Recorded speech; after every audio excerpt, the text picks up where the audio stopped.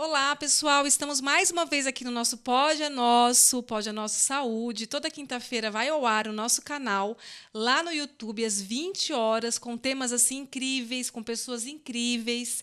E hoje eu estou aqui com a doutora Lívia Marcela. Ela é endocrinologista, graduada por Catanduva, também pela Santa Casa. Ela fez a sua especialização, é isso? Isso, eu fiz a especialização no Servidor do Estado e lá na Santa eu sou preceptora da parte do osteometabolismo. Ai, que legal. Eu estou super assim, feliz de estar recebendo ela, porque a endocrinologia é uma especialidade que trata a gente como um todo, né, gente? Hormônios também, tem tudo a ver com a nossa engrenagem, como eu estava falando com a nossa convidada aqui, do corpo humano, com a nossa máquina do corpo humano. Então, quem hoje não precisa de hormônios, no sentido, como que eu posso dizer? Cuidar dessa parte hormonal, não é nem questão de repor hormônios, mas quem não precisa cuidar e saber se está em equilíbrio a parte hormonal. Acho que é muito fundamental. Claro que endócrino não é só hormônios, Isso, né? não, Tem que deixar bem claro isso. Mas e a gente que está nessa era aí de todo mundo falando de hormônios, é importante que a doutora Lívia venha trazer para a gente informações realmente sérias, né? Embasadas em todos esses assuntos. Então é um prazer que você está aqui com a gente. prazer é todo meu. Muito obrigada pelo convite. Imagina. E eu quero começar a nossa conversa falando sobre um hormônio que muitas pessoas conhecem como vitamina, que é o hormônio D, né? Isso. Que foi até tema do seu doutorado. Isso, a né? vitamina D foi tema do meu doutorado que eu desenvolvi e a gente repunha a vitamina D num grupo de pacientes mais desafiadores, né? Que são pacientes que têm o diagnóstico de hiperparaprimário, que já tem o cálcio lá no limite superior ou realmente alto. Então, aí você precisa ter cautela na reposição da vitamina D. Tá, mas aí nos casos de reposição é só nessa situação do hiperpara ou não? Como é que funciona? Não. Então, assim, quem é indicada a reposição de vitamina Isso. D? Pela Sociedade Brasileira de Endocrinologia, quem tem vitamina D abaixo de 20 e não tem nenhuma doença, a gente já pode repor a vitamina D. Por essa sociedade ainda, quem está abaixo de 30 e tem alguma doença osteometabólica, como a gente falou, então, hiperparaprimário, mas pode ser também osteoporose, fratura por fragilidade, se está amamentando ou se está gestante, a gente quer deixar uma vitamina D acima de 30.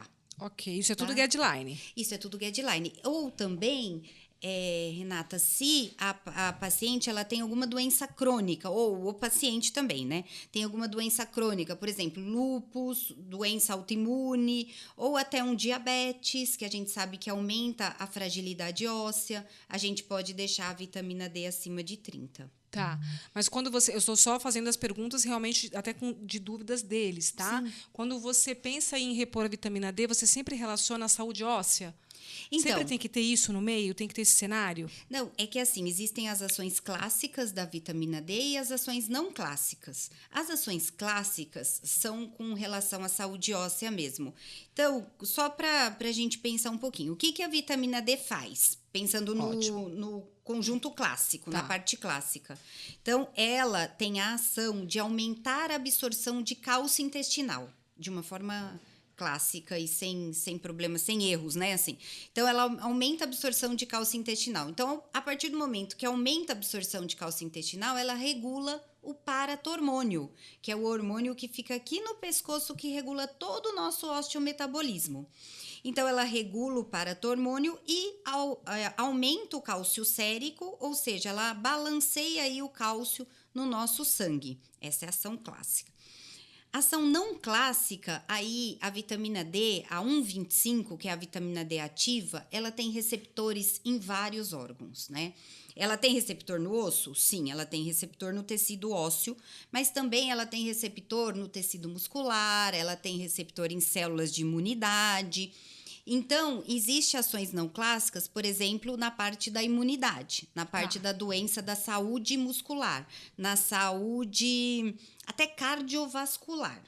Mas esse caminho, ele é um caminho que realmente é comprovado cientificamente, existe a célula lá, eles isolam a célula e vê que tem receptor, não tem como duvidar Legal. disso.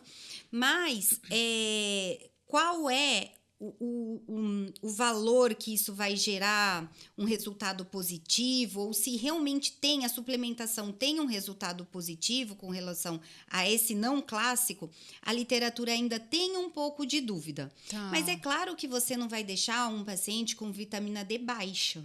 Não, isso daí ninguém tem dúvida, né? Por exemplo, tem um estudo que chama Vital, que foi um estudo interessante, que foi publicado no final desse ano ou no ano passado, e ele é um estudo robusto. E ele faz a suplementação de vitamina D em mulheres acima de 50 anos. Certo. Só que ele não viu um desfecho de P significativo, a análise estatística dele não foi significativa para evento cardiovascular, por exemplo.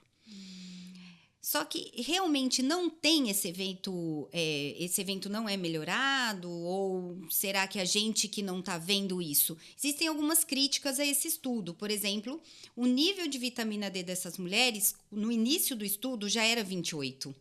Então, a gente falou aqui que mulher sem doença nenhuma poderia ser acima de 20, você suplementa. Então, teoricamente, já estaria normal. Será que realmente não teve desfecho nem na fratura? Que a fratura na nossa cabeça, isso é muito claro que vai ter desfecho significativo, né? E não teve. Então, na literatura, essa parte ainda é um pouco confusa. Dos valores, Dos né? valores, mas principalmente dos valores com relação ao PTH, não tanto, mas principalmente se a reposição levaria a desfechos positivos cardiovasculares, qual o valor para a imunidade, isso é um pouco confuso. Então, você vai tateando tudo isso. Ou é sintomas, ou são exames, isso. Né, resultados de exames, né? Idade do paciente também é muito importante. É muito importante. Agora, Lívia, me fala uma coisa. Por que a gente entrou num boom de vitamina D? Porque antigamente, ninguém falava disso. Uhum. Vitamina D era assim, era muito difícil de se dosar, de falar. Então, assim, depois de não sei quanto tempo para cá, acho que alguns anos, foi uma febre. Hormônio D, vitamina D, vamos repor, vitamina D serve para aquilo, repercute em tal lugar do corpo e tal. E por que isso veio à tona? Você que está nessa área já há algum tempo, o que você acha? Então, o que acontece é que assim, a gente não tinha também como dosar a vitamina D. Mas a vitamina D, ela sempre teve rondando a gente, desde as histórias mais antigas. Lembra quando teve a Revolução Industrial, que a gente passou do período feudal para o período de trabalhar em indústria, né? Lembro da história. E aí trabalhava igual médico, ou seja, não vê o sol, entra de manhã, sai à noite. E aí o que eles começaram a desenvolver? Osteomalácia, que é a dor óssea, principalmente, porque a falta de vitamina D dá osteomalácia no adulto e raquitismo na criança. Então, a criança tem até quadros, né, que a criança brincava na sombra do prédio, a criança ficava com a perninha torta e o adulto, o que acontecia? Dor óssea. Dor óssea. Então, veja, desde aquela época que eles não sabiam que era vitamina D não tinha esse nome, mas já tinha a doença com relação à falta de vitamina D. E dessa época em diante foi separada a vitamina D. Teve uma época até que as crianças e os adultos tomavam, lembra? Óleo de fígado de bacalhau. Lembro, eu tomei. Que a gente ficava cheirando ruim a escola inteira, exatamente. Né? A mãe fecha o nariz, dá para a criança e você vai com náusea. E fica com náusea. Então, no óleo de fígado de bacalhau tinha lá uma alta concentração de vitamina D e A. Eles não sabiam se era D ou se era A que agia no início. Aí começou a se isolar que era D e a gente conseguiu dosar esse hormônio. E aí também, né, nos últimos anos, falando principalmente dos últimos anos, a gente teve a pandemia do Covid e sempre nesses momentos se procura alguma coisa que vai salvar todo mundo e a vitamina D foi aventada como uma salvadora, a gente sabe que não foi, mas também teve essa questão que deu um boom aí na vitamina D. Mas assim, vamos só também exemplificar em relação a outros fatores. Sim. A vitamina D, ela também é muito falada hoje sobre intestino. Uhum. Intestino, vitamina D. Uhum. Né? Não, porque antigamente as pessoas falavam vitamina D, sol. Uhum. Tinha uma relação muito rasa. Uhum. Hoje está se cavucando muito vitamina D. Uhum. Então, existe alguma outra relação de doenças em relação à baixa vitamina D, sem ser essas que você falou?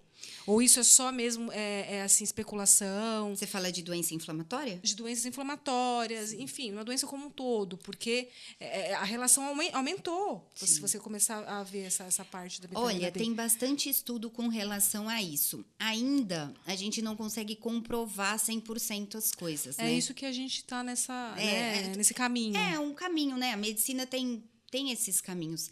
Então, esse Vital, ele trouxe, por exemplo, que em pacientes que tinham IMC normal, esse estudo que a gente estava falando, né? Chama Vital, pacientes que tinham IMC normal, a suplementação de vitamina D não gerava tanto benefício, mas era diferente para o paciente que tinha um IMC maior. Por quê? Eles não souberam responder. A literatura ainda não sabe responder, mas talvez tenha uma relação em que na obesidade a cascata da vitamina D talvez tenha algum interferente. Saberemos disso no futuro, né? Doença inflamatória intestinal, por exemplo, se você falou do intestino. Qualquer doença autoimune pode ter uma relação mais estreita com a vitamina D. Por quê? Como que a gente descobriu essa questão da vitamina D e a imunidade? Veio, na verdade, dos tuberculosos. Você estudou no interior, né? Em Taubaté, eu também fiz Catanduva. Então, você lembra que o hospital, não sei se Taubaté era assim, mas o hospital era em T? Eu acho que era. A maioria dos hospitais construídos... escola. Construídos no interior eram em T. É verdade, por quê? E por quê? Porque era o hospital para tratamento de tuberculose.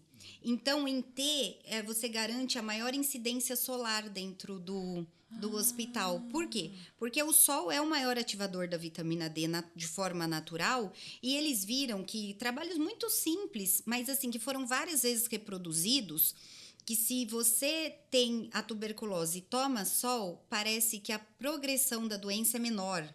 Então, tinha uma sobrevida maior. Teve relação com isso. Então, daí que veio a imunidade. Então, doença inflamatória intestinal, outras imunidades, doenças autoimunes, pode ter relação com vitamina D? Sim. Mas ainda estamos engatinhando com relação a isso? Ainda sim. Talvez saberemos disso mais tarde, né? Uma questão de tempo.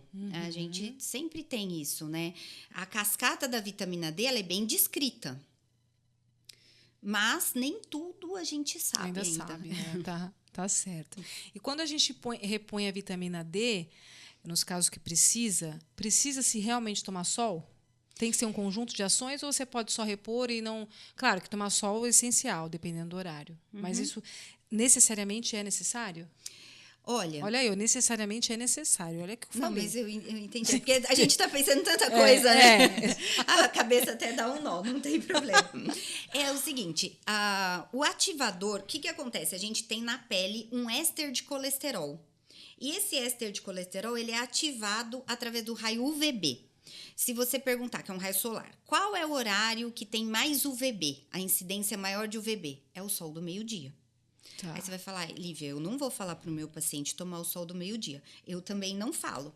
Mas, né, na literatura, esse é o sol que mais metaboliza a vitamina D. Porque é aí que você começa a cascata da vitamina D. Agora, se eu tenho um paciente que eu quero repor vitamina D e ele não pode tomar sol, tem um câncer de pele ou tem outra questão, qualquer questão, você pode fazer uma dose um pouco maior, já sabendo que esse paciente não vai tomar sol e não precisa tomar sol necessariamente. Mas se ele se expuser ao sol, ele vai ter uma metabolização mais fácil. Tá. Porque quando a gente dá o comprimido de vitamina D, a gente está dando o quê? A gente está dando colecalciferol. Já passou nessa parte da pele. Então, é a parte que está acima do fígado. A gente já está dando um composto que já foi essa parte do sol. Qual que é a parte que metaboliza da vitamina D? Quando a gente toma esse comprimidinho de vitamina D, que é? Qual que é o metabólito lá dentro? Para onde ele vai, né? Como é que é isso? Explica para o pessoal. Então, é assim, ó. A gente tem o colecalciferol, que é a vitamina D3, que também é o mesmo colecalciferol do óleo de fígado de bacalhau que a gente tomava. E aí, esse colecalciferol, ele vai para o fígado, e lá no fígado, ele é ativado, ele recebe um radical OH, radical de hidrox, né? E aí, ele é ativado, e depois do fígado, ele vai para o rim. No rim, ele é ativado novamente com mais um radical OH. Ele ganha, então, ele vai ter 2 radicais OH. E no final, quando ele sai do rim, ele chama calcitriol ou 1,25 de hidrox, 2OH, radical vitamina D, ou colecalciferol. Então, esse 1,25 que sai do rim, ele é que é o ativo. Ele que vai ser... Ele que vai lá no intestino e vai falar assim, olha, pode absorver cálcio à vontade. Ele é que é o cofator de absorção de cálcio. Tanto é que tem uma doença no osteometabolismo, que a gente chama de hipoparatiroidismo, a maioria das vezes é pós-cirúrgico, né? Quando eu tiro a paratiroide, quando eu tiro a tiroide, saem as paratiroides ou sem querer, ou porque a cirurgia é muito extensa mesmo, às vezes é um câncer, e aí esse indivíduo fica com hipoparatiroidismo, ou seja, ele não tem o PTH. Sem o PTH, ele não consegue ativar a vitamina D na via final, o PTH que ativa lá no rim. Então, não adianta dar colecalciferol para ele, porque ele não vai conseguir percorrer esse caminho. Eu tenho que dar calcitriol. Ah, olha que interessante, gente. A endócrina ali. Eu sou você é suspeita de falar. Eu tenho conflito de interesse. Olha só, então, ó, para quem já teve cirurgia, eu pego vários pacientes aqui também que retiraram a tireoide, seja parcial ou total? Ou não, só a maioria das vezes o hipopara dá na total. Na total. Mas, né, tem que dar uma olhada. O que vai ter? Esse paciente vai ter de sintoma cãibras, quando o cálcio baixa. Cãibras, cãibra principalmente, uma cãibra diferente do atleta, uma cãibra no reto abdômen, no músculo do abdômen. Legal. Parestesia, crise convulsiva. Tá, tem que dosar tudo isso. É. O excesso de vitamina D, você acha possível? Sim. Agora com essa moda de todo mundo tomar vitamina D? Sim. É perigoso? É. Por quê, Lívia? O que acontece é o seguinte, o que eles falam no guideline, e até eu fui para o ENDO esse ano, que é o nosso maior congresso assim, mundial, né? Foi em Chicago, e eles falam assim, olha, até 60, tranquilo. Okay. Você mira no meio, né? Mas até 60, tudo bem. Entre 60 e 100 é uma zona cinzenta.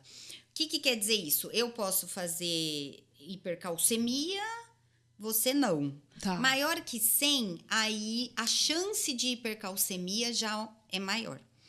O que acontece é o seguinte, quando a gente deixa a vitamina D alta, muito alta, lembra que ela absorve o cálcio intestinal? Então, ela vai lá e absorve muito o cálcio intestinal, não tem muito freio. E aí, o PTH, ele fala assim, opa, tem muito cálcio aqui. O que ele faz? Cai. Ele cai, mas só que às vezes ele não dá conta de cair e o cálcio ficar normal. Qual a primeira coisa que o seu corpo faz? Calciúria. Então, ele elimina cálcio no xixi. E muitas vezes a gente não vê. Né? Às vezes a gente não pede, não se atenta a isso. Uma hipercalciúria pode gerar o quê? Nefrolitíase, que é pedra no rim, ou até calcificação da medula renal, nefrocalcinose. Tá. Isso é a primeira coisa que acontece. Depois, quando esse step é passado, aí eu vou ter hipercalcemia. Ok. Mas isso tem alguma repercussão cardiovascular? Quando você tem um aumento de vitamina D e todos esses outros compostos, você acha que isso chega a cardiovascular ou não? Bom, tem estudos que comprovam isso? O que tem é porque o problema é o cálcio, né? O problema é o cálcio. Então, assim, quanto cálcio acima de 14, você pode encurtar o intervalo QT. E aí você pode ter arritmia. Então, uma arritmia. Tá. Eu sei, eu estou te perguntando isso porque teve um paciente aqui que veio para mim com sintomas de arritmia, com exame mesmo de arritmia. E eu já mandei logo pro cardio e mandei paralelo pro endócrino. Eu falei, olha, do jeito que você estava tratando aqui, porque estava numa clínica X e estava vitamina D, pá.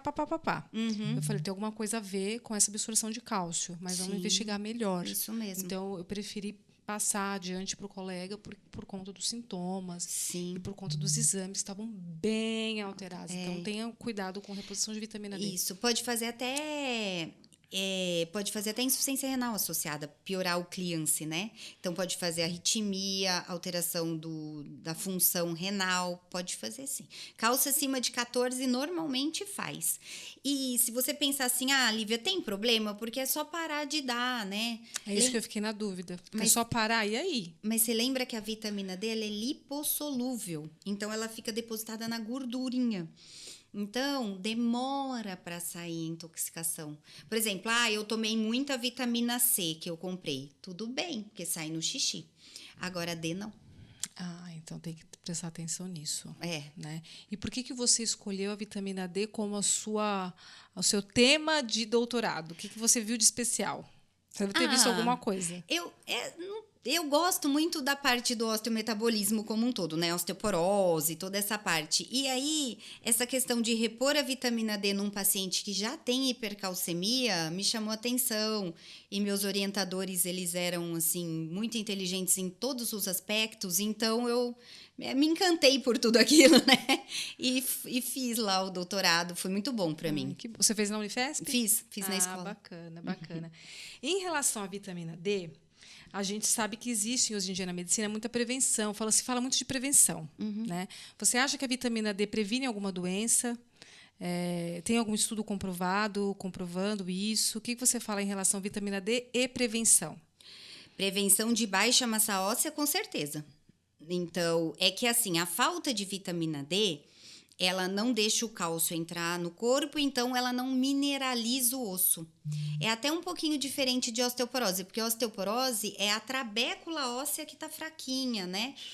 E tem mais chance de fratura. A vitamina D a gente chama de até osteomalácia, que é como se aquele osso ele não tivesse bem preenchido. Então, isso com certeza.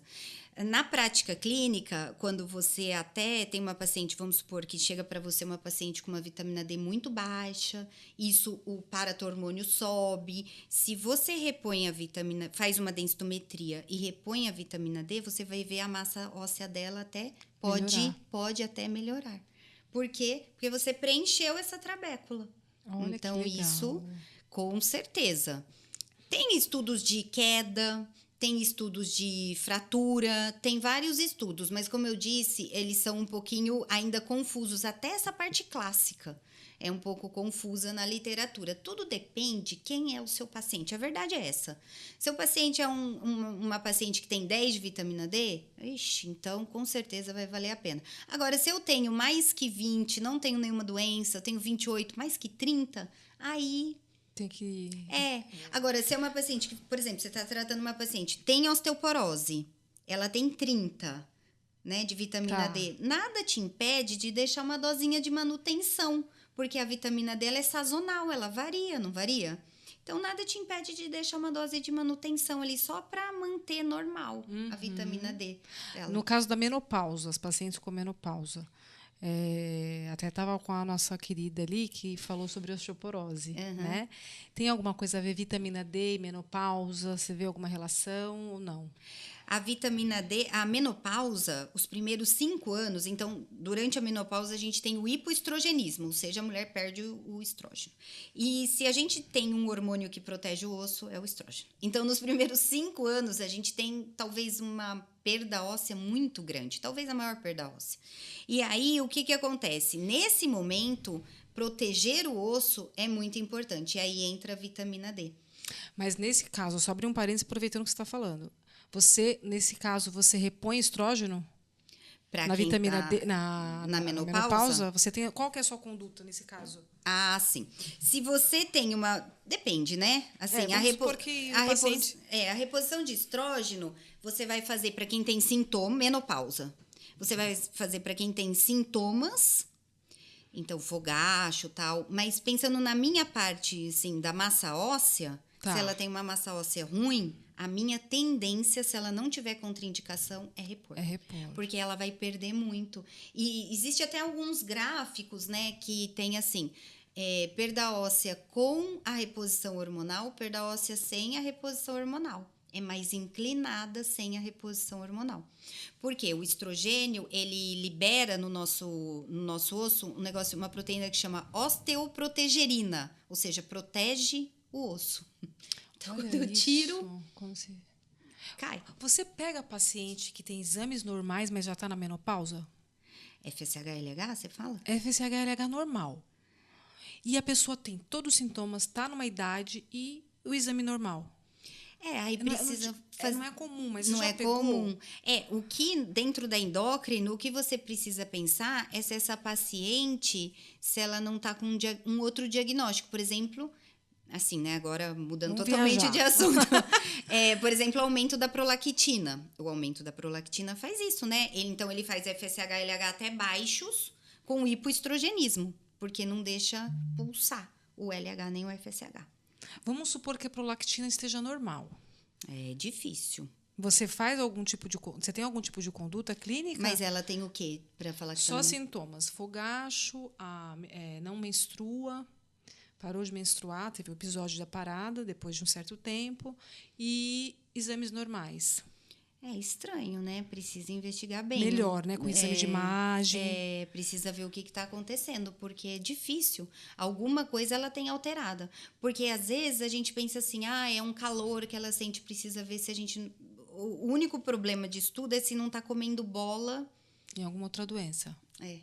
A perimenopausa, que é antes da menopausa, ela dá sintomas e Pode dar. exames normais ou alguma coisa já vai alterando? O exame pode ir flutuando, né? Pode ir flutuando. Então, assim, pode ter um exame relativamente normal, mas já está começando a ter esse calor, tudo. Pode ser a perimenopausa, sim. Tá. Sim. E no seu caso, lá no seu dia a dia, você deve tratar muito a obesidade. Muita. Né? Na obesidade, você também deve ver ali a vitamina D, como você falou, o IMC. Isso você vê de perto ou você viu mais nos estudos? É a sua prática? Você consegue ver que a vitamina D tem relação com a obesidade? Sim, Você minha consegue, prática. É a sua prática isso? Sim. E aí você diminui o peso do paciente, independente, vamos supor, de qual é o IMC ou de qual é a obesidade rural que é, e você continua você repõe vitamina D, você não repõe? Qual que é a sua conduta em relação à vitamina D? Se ele está deficiente, eu reponho. Porque a obesidade, ela tem acoplada a ela uma síndrome inflamatória, né? A gente fala uma síndrome inflamatória de baixa voltagem, vamos colocar assim. Então, uma síndrome inflamatória está ali presente. Então, a gente tem que tentar proteger esse indivíduo da melhor forma possível. Uma das formas é repor a vitamina D, se estiver baixa. E se estiver normal, Lívia? Se estiver normal, não vai ter benefício nenhum comprovado. Então, assim, mas se estiver baixa, sim. Então, deixa eu só me expressar melhor. Você falou das referências, né? Que de repente pode se repor com abaixo de 20, entre 20 e 28, alguma coisa assim, né? Que você falou. Abaixo de 20, se a pessoa é saudável, acima de 20, pessoa saudável, você não precisa repor. Mas a obesidade, ele entra naquele acima de 30. Tá. Aí, acima de 30. Então, ele tem que estar com ela acima de 30. Tá. Então, o obeso. Aí ele está regredindo no peso e você vai tateando a vitamina D. Isso. Mas vamos dizer que não é protocolo, mas a sua conduta, você indica a vitamina D. Sim. Se está abaixo de 30, sim. Tá. Pode indicar, sem medo. E o que acontece é que, na verdade, eles achavam assim. Um pensamento era assim. O indivíduo tem IMC acima de 30, é claro que ele tem a vitamina D baixa. Por quê? Porque ele se expõe menos ao sol, ele tem... Mas agora os estudos estão vendo que talvez não seja só isso. Talvez tenha mais aí entre o céu e a terra. Tá. Entendeu? Será que essa inflamação que a gordura, principalmente visceral, tem, será que ela prejudica a cascata da vitamina D? Ponto de interrogação. Não sabemos ainda, mas estão investigando isso. Tá, beleza. Muito bom. Lívia, tem bastante coisa para falar. E eu queria saber o seguinte: você falou que a vitamina D é sazonal, né? No inverno, no verão, qual que é a sua conduta em relação à vitamina D, tanto no inverno quanto no verão? Qual que é a sua prática clínica lá? Normalmente, aqui em São Paulo, a gente não vê tanta diferença, porque o inverno vai de março a novembro, não é? Praticamente. Eu que nado, eu sei que todo dia de manhã tá frio. Então, assim, não tem tanta diferença. Normalmente, as pessoas têm vitamina D baixa mesmo. Mas, se você tá repondo no verão, você pode pegar um pouquinho, ter uma mão mais leve, vamos falar assim. Então, vamos supor que no inverno eu deixo uma manutenção de 21 mil. Aí no verão eu posso deixar um pouquinho menos, porque eu sei que essa pessoa vai à praia, vai... Legal. Depende do estilo de vida do seu paciente, né? Não, eu sou médico e eu trabalho na UTI. Acabou. Não existe inverno, verão. Né? Não sabe nem se é dia de noite. Isso entendi, mesmo. Tá. Por quê? Porque quem veste roupas que não tem a menor incidência solar pode ter uma vitamina D aí baixíssima. Teve um trabalho que eles fizeram na Unifesp que foi muito legal. Que eles, assim que tiveram a possibilidade de dosar a vitamina D, eles pegaram e dosaram num grupo de idosos institucionalizados. Legal, que não sai quase dali do quarto ou do corredor ou vai tomar um solzinho e volta. Isso. Aí, quando você tá nesses lugares, eles falam assim, quem vai ser o grupo controle? Ah, vai ser você. Ou seja, médicos e residentes. De quem estava pior? Dos médicos. Porque o idoso institucionalizado, ele toma banho de sol. O médico toma banho de sol? Não. Então, médico, advogado, que, né, fica de terno. Então, depende quem é seu paciente muito. Você falou até no início da nossa conversa, né? Falando um pouquinho de obesidade, a gente está aí com uma febre de uma canetinha muito conhecida, né? Uhum. E saiu recentemente um estudo sobre doenças cardiovasculares e essa medicação, né? Acho que até pode falar o nome, né? A semaglutida, não é isso? Sim. O que você tem a falar da semaglutida? Ela já está aqui? A semaglutida, ela já está aqui no Brasil. A única coisa é que a dose aprovada para obesidade foi 2,4 pelo FDA, Agência Regulatória Americana. No Brasil, a gente tem a aprovada para diabetes, mas é o mesmo composto. Então, a gente acaba adaptando na vida real. Não é mais off-label. A semaglutida, não. Para usar, não. Não é mais. Não. Só a única coisa é que a dose que a gente usa... Não, e teve a agência, a Anvisa aprovou também aqui no Brasil. Então, tanto a FDA aprovou em 2022, com um estudo que mostrou a redução do peso. Esse estudo de redução do peso, a semaglutida na dose de 2,4, mostrou uma redução de 16% do peso. Tá? Bastante, né? Uhum. Porque a gente era acostumado com outros medicamentos que davam diferença do placebo de 5, 7, 8, né? 16% é bastante. Então, tá. Aí teve essa aprovação, teve esse estudo e com ele foi a liberação da semaglutida. No Brasil também está liberado, agora a gente está esperando chegar a caneta com a dose de 2,4. E aí, é assim, essa molécula é a mesma molécula usada para diabético. Tá. É a mesma molécula. Só que a dose do diabético é 1 miligrama. Tá. Então, o que acontece? A gente tinha muito estudo de doença cardiovascular em população diabética. Por quê? Porque a FDA, ele exige, por exemplo, eu vou inventar um remédio para emagrecer e vou viver no Caribe. Só que, para eu fazer isso, o FDA fala assim, tudo bem, seu remédio emagreceu, mas você tem que provar que ele não mata. Ok, então, tem que ter os dois lados, né? O efeito a segurança cardiovascular. Então, provar que ele não mata, na verdade, a gente chama de P de não inferioridade com relação ao placebo.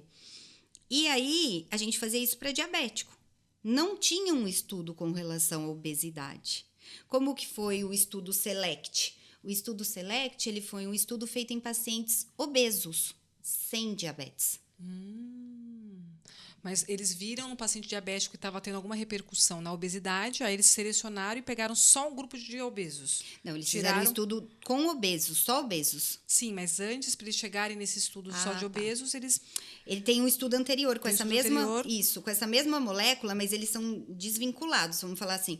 O estudo anterior, ele comprova a redução do MACE, que é infarto não fatal, AVC não fatal, morte por doença cardiovascular em pacientes diabéticos. Com essa mesma molécula. Tipo 2. Tipo 2. Só que o paciente diabético tipo 2, ele é um paciente que ele tem alto risco cardiovascular. Ele é um indivíduo que, né, normalmente é alto risco cardiovascular. Então, será que esse resultado pode ser extrapolado para pacientes obesos não diabéticos? Ponto de interrogação, não sabemos. E aí eles fizeram o SELECT. Tá. O SELECT é um estudo, então, em obesos com doença cardiovascular ou alto risco. E aí, eles dividiram entre placebo e uso de semaglutida 2,4. E o que eles viram, redução do MACE, que é infarto não fatal, AVC não fatal, morte por doença cardiovascular, de 20%. Olha! É muita coisa. É muita coisa. É muita. E por que pra 2,4?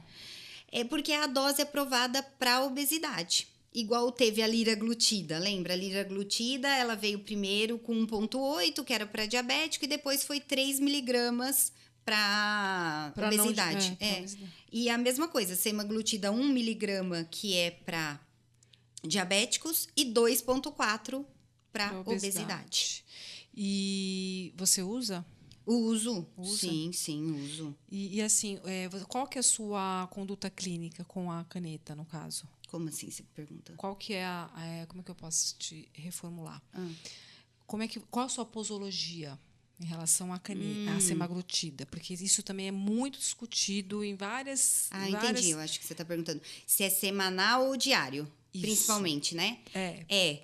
Então, Tem serviço, só explicar, tem serviço que é diário. Sim. Tem serviço que é semanal. Eu sei. Aí deixa a cabeça do paciente louca. Sim. Aí o paciente chega aqui também e fala, eu tô usando a caneta diária. Uhum. Mas eu tô usando a caneta semanal. Uhum. Qual... Olha só. Vamos um passo atrás, então. Tá. Liraglutida. Liraglutida foi a primeira caneta, né? Liraglutida, ela tem uma meia-vida de 10 a 16 horas. Em média, 14 horas. Então, liraglutida todo dia. Não tem como. E uma outra coisa é, não vou aplicar liraglutida à noite, porque eu vou ficar sem comer à noite. Mas não adianta, porque você vai estar dormindo. Se Deus quiser, você vai estar dormindo. Então, também não é uma conduta. Agora, semaglutida, a meia-vida são 144 horas. Para que você vai aplicar todo dia um negócio que dura uma semana, mais de um pouquinho de uma semana no seu corpo? E tem vários artigos na literatura comprovando o seguinte: olha, se você fizer uma posologia semanal, a chance de aderência é muito maior. Por isso até que tem, por exemplo, eu vou pôr cálcio e vitamina D no mesmo remédio, vou pôr inibidor de SGLT2 e metformina no mesmo remédio, porque imagina, aderência. Então, eu não vejo nenhum sentido em você utilizar diário. Da onde veio esse negócio de diário? É porque eles apresentaram alguns pôsteres, no Endo mesmo, nesse congresso de endocrinologia, e eles fizeram uma dose diária. Mas, assim, se você pensar na molécula... E se você pensar no metabolismo, na forma como ele age no nosso corpo, você fazer diária não fica estranho? Porque são tantas horas de meia-vida do remédio, da medicação... Não conseguiu nem metabolizar e você já está aplicando outra dose? Isso é benéfico? Isso é... Não tem... Você faz semanal? Eu faço semanal, sim. Eu faço semanal. E por que esse efeito colateral tão grande de náusea, vômito? Tem gente que não suporta e suspende. Tem algumas questões com relação a isso, né? Em questão da semaglutida, ela ainda tem menos náusea do que a outra? Do que a lira. Então, mesmo? A gente até evoluiu nesse ponto. E tem uma outra coisa que às vezes as pessoas não respeitam, mas tem que ter uma progressão de dose. Tá. Então, o que a gente sabe de sema? A gente sabe que ela é ligada à albumina. Então, demora 4 semanas para você estabilizar a dose. Então, não adianta você aumentar a dose ou começar com uma dose muito alta. O paciente ele vai ter mais sintomas. Náusea, constipação, 10% dos pacientes têm diarreia. Então, você tem que fazer progressão de dose. Lívia, é garantido que nenhum paciente vai ter nada se eu fizer progressão de dose? Claro que não, a gente sabe, na vida real não. Mas você diminui muito o índice. E os efeitos colaterais são principalmente nos primeiros 3 meses. 3 meses? É muita coisa, né? 3 meses passando mal, dependendo da pessoa? Não. Você vai tateando. Tá. É que assim, o estudo da Lira, ele foi assim, aumente 0,6 por semana. Tá. Né? Aumente 0,6 por semana e é o estudo. Você não precisa fazer isso na sua vida. Se o paciente está passando mal, se sentindo mal, dá para você ir mais devagar, entendeu? Entendi. E até quanto de tempo que dura um tratamento com a semaglutida? Até quanto que o paciente pode ficar com uma caneta? Então, os pacientes perguntam muito isso. O que acontece é o seguinte, doutora, né? Eles falam, não é arriscado eu ficar usando isso? Eu falo para eles assim, olha, esse medicamento, essa molécula, ela foi desenvolvida para diabético. até quando o diabético vai tratar o diabetes? Aí eles falam, para sempre. Eu falo, pois é. Então, não tem esse problema. Tem um estudo que chama STEP 4, até, porque às vezes tem a ânsia de tirar o remédio o mais rápido possível, né? Aí tem esse estudo que chama STEP 4. Eles apresentaram no Endo também, de 2022. Como que foi? Grupo placebo e grupo sema. Aí perdeu lá 15%, 16% do peso corporal. Não, desculpa, 2 grupos sema. Perdeu 15% do peso. Tirou de um e deixou em outro. Tirou de 100 foi para 85. Tirou de um. O que aconteceu com esse aqui? Subiu. E com esse aqui? Continuou caindo. Ah, então a sema que não dá certo. Não. Qualquer remédio para tratamento de obesidade, se você pegar o gráfico, ele faz isso. E uma grande discussão foi assim, quando a gente emagrece, o que o seu corpo pensa? Ele pensa, olha, eu vou aumentar a fome, um pensamento bem lá, né? Vou aumentar a fome e vou diminuir seu gasto energético basal. Para você ir atrás de comida, porque eu me sinto confortável num peso mais alto. É o platô que você fala, não? Não, é a queda mesmo. O que Ah, acontece? quando a queda do peso. Do peso. Você não pode tirar na queda. Aí depois que seu corpo acostuma com isso, aí sim você pensa se você vai tirar ou não. Porque a obesidade é uma doença crônica também, né? É complicado. É. Você faz associado a algum medicamento ou você pode fazer só? Depende do paciente. Depende tanto de peso, se tem alguma doença, alguma comorbidade. Mas geralmente você associa com alguma outra medicação? Isso é muito individual. Tem um estudo que ele é tão bonito esse estudo, ele faz assim, ele divide em fomes, em tipo de fome. Então, Olha. é o que a gente faz na vida, né? Então, você gosta de comer o quê? Ah, eu gosto de comer muito doce, eu não como comida muito, eu como doce. A semaglutida, o análogo de LP1 para esse paciente, talvez não dê tão certo. E aí você usa outro remédio. E então, de acordo com o perfil do paciente, você trata. Que é o que a gente faz no consultório. É verdade. Indiretamente é isso. A gente tem a anamnese, a gente vai e pergunta, né? Uhum. E sabe da origem da fome, mais ou menos. Se é ansiosa, né? Se tem alguma beliscadora, coisa... Beliscadora. Quantidade. E nesse estudo, ele vai além. Ele mede a taxa metabólica basal do paciente. Enfim, ele faz lá um panorama do paciente. E aí, se você pega esse paciente e trata de acordo com o que você viu na anamnese, nos seus estudos e tal... Sabe qual é a eficácia em perder 5% do peso? 5% é muito pouco, Lívia. Não, 5% Depende. melhor exame, né? Já melhora. 90%. Nenhum remédio faz isso. Olha, então depende muito. Então depende, né? Aí, vou associar para todo mundo? Não, eu não faço a mesma coisa para todo mundo. Aí depende do paciente, quem é esse paciente. E às vezes a gente inibe a fome da quantidade, porque o análogo de LP1 é mais esse tipo de fome, de quantidade. Às vezes você inibe a fome de quantidade, aí aí ele fala assim, pô, eu sou ansioso. Né? É o que você vê também. Eu vejo bastante. Eu sou ansioso, percebi que eu como por ansiedade. Mudou um pouquinho o perfil do paciente, né? Você vê que é ansiedade. Aí você associa. Entendi. Perfeito. Falando um pouquinho da vitamina D, tem algum alimento que você acha que é a melhor absorção da vitamina D? Ou algum alimento indicado que tenha mais vitamina D? Enfim, o que você fala em relação à alimentação e vitamina D? Bom, se a gente for falar assim, os alimentos, principalmente naturais, assim, eles têm vitamina D? Tem. Em doses que a gente consegue suplementar? Não. É pouca, né? Agora, tem países, por exemplo, o norte europeu, que a exposição solar é muito pequena, menos de 3 horas por dia, tem dia. E aí, eles já têm alimentos com suplementação de vitamina D. Aí, talvez, nesses países, seja mais equilibrado. No Brasil, tem bem poucos, alguns leites. Eu adoro ir no supermercado e ficar olhando o que tem. Alguns leites, tem pão com vitamina D, mas muito pouco, tem né? Suplemento, na verdade, tem alguns que eu utilizo até lá na UTI, que tem já vitamina D embutida. Se você prestar atenção, tem muito suplemento que já tem vitamina D junto. Sim, digestante. Né? Sim, aí você tem que ver a dose até, né? Você tem que pensar nisso para dar. Sim, mas agora alimento mesmo, pão, leite, assim, tem uns no Brasil que tem. mas pouquinho. Pouquinho, bacana. Lívia, você tem algum recadinho pro pessoal sobre vitaminas, sobre obesidade, enfim, o que é seu dia a dia, que é o osteometabolismo, né? Sim. Deixa eu fazer uma perguntinha antes da gente encerrar e você dar Claro. seu recado. Tem alguma coisa que possa fazer para ajudar no metabolismo? No metabolismo? Exercício? Ótimo. Para os preguiçosos de plantão, outra... É que você, né, é atleta, né? Fica fácil. Mas vamos para a segunda parte. Minha cara pra você.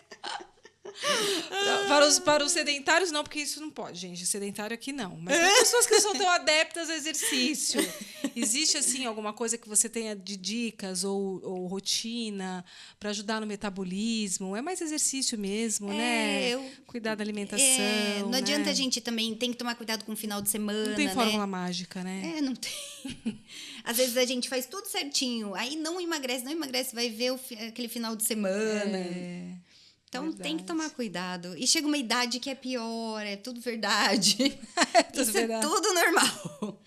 Tá certo. Você tem algum recadinho para deixar para eles? Olha, se você for fazer a suplementação de alguma vitamina, da vitamina D, conversa com o seu médico, com a doutora Renata, vê certinho o que você vai fazer. Não faça isso sozinho, porque tem lá na farmácia, né? A pessoa pode pegar e começar a tomar. Então, converse com o seu médico, que é melhor, ele vai te orientar aí de todo... Como fazer corretamente essa suplementação. Com a doutora Lívia também. Muito bom, Lívia, adorei. Eu também, obrigada. Foi bem prático, foi bem assim, pontual, né, em relação aos assuntos. E acho que fica para a próxima mais assuntos em relação à endocrinologia, que é uma especialidade difícil, gente. Olha, eu posso dizer que é difícil. Mas parabéns pelo trabalho. Obrigada por ter chamado. Foi um prazer. Gente, até a próxima semana. E olha, deixa eu só agradecer ao nosso parceiro Biomontes, né? Que é o nosso parceiro de laboratório, que é um laboratório excelente aí que está com a gente fazendo uns trabalhos incríveis. Então, eu agradeço mais uma vez a parceria, tá bom? E até o próximo episódio. Deixa eu mostrar o kit que a gente ganhou. A Bel está mostrando para a gente. Obrigada pelo carinho. Vou mostrar para vocês aí esse kit sem conflito de interesses, tá? É só para a gente mostrar que existem opções, né, Lívia? Sim. De reposição de vitamina D, dependendo da situação. Se é indicado, Deprev, tá? Então, aqui, deixa eu mostrar. Olha que bonitinho o chapeuzinho. Né? Então, obrigada pelo presente. Aqui tem várias opções de suplementação. Tripla ação, tem zinco, vitamina D, vitamina C. Aqui também 2.000 unidades de vitamina D3. Bacana, aqui em cápsulas.